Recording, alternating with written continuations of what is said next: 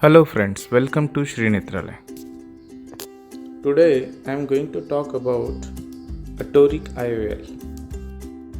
In normal eyes, we do a phacoemulsification and implant a spherical lens in the bag so as to give correction to the patient. But in some special scenarios where there is toricity in the cornea, the routine spherical IOL will not correct the toricity of cornea and patient will still have a toric power or a astigmatic power remaining even after surgery, which may not give a good vision to the patient. So, to correct this special situation of corneal toricity, we need a special intraocular lens called as Toric IOL. In this Toric IOL, a special toric power incorporated at specific axis according to the need of patient, and that will, in addition to spherical power, will correct the astigmatic or toric power also, so that patient will have a good vision for his lifetime. Surgery started with a marking of a toric IOL placement on a slit lamp. The particular axis where the toric IOL has to be implanted is marked. The parallax error has to be avoided, and there are few techniques which has to be followed for this particular marking, as this marking will guide you for IOL placement in the surgery. A special calculations has to be done so as to decide the power and the placement of IOL according to the astigmatic power or toricity of patient's eye. And once these calculations are done, a particular IOL position will also be displayed in the calculations so as to take a proper decision about IOL placement. Corneal markings for toric IOL placement should be done on a slit lamp with upright position so as to avoid a 10 to 15 degree error which may come because of cyclorotation of eyeball while shifting to supine position.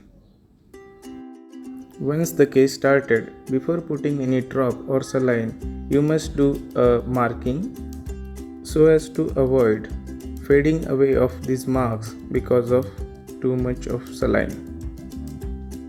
Here I have marked the toric IOL placement with 2-tooth marker. Once that is done, I am starting with my surgery with 2.6 mm keratome entry and 23 gauge side port entry. Visco is injected into the anterior chamber so as to fill it optimally. Do not overfill the chamber. Once that is done,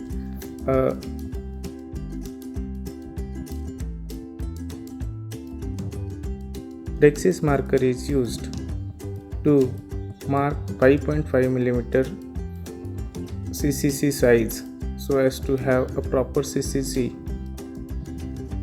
Once that is done, a hydro dissection and a hydro delineation is performed. You can see a golden ring of hydro delineation very clearly.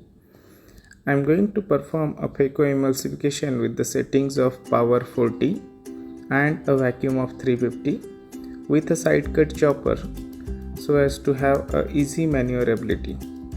I am using AMO Sovereign Compact without ellipse.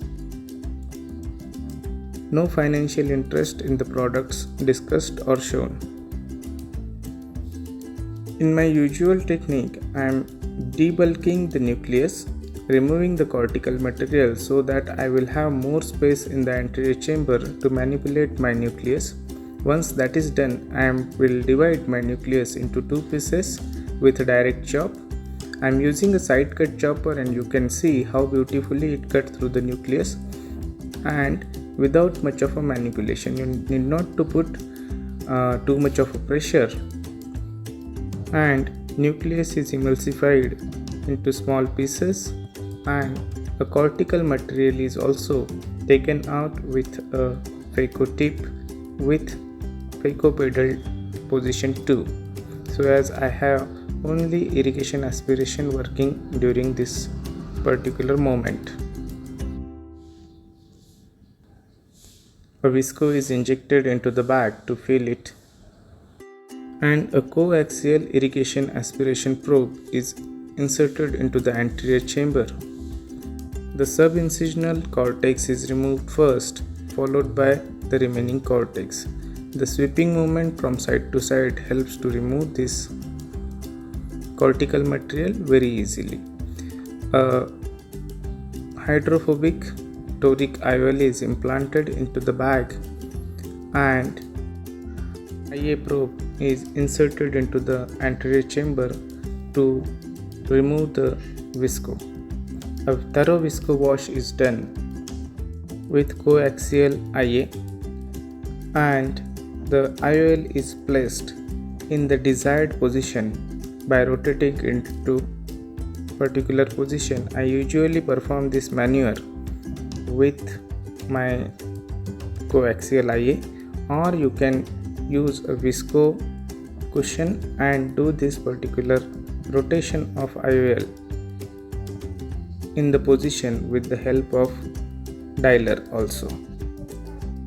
It is good practice to remove visco behind the IOL so as to prevent any post-operative rotation of this IOL. You can put an air bubble also if you are a beginner, so that there is no rotation of this IOL in the post-operative period. Hope you have enjoyed this case and will be helpful to you while operating your next case of toric IOL. Thank you and goodbye. Subscribe to our YouTube channel Dr. Pankaj Lande for more such exciting videos.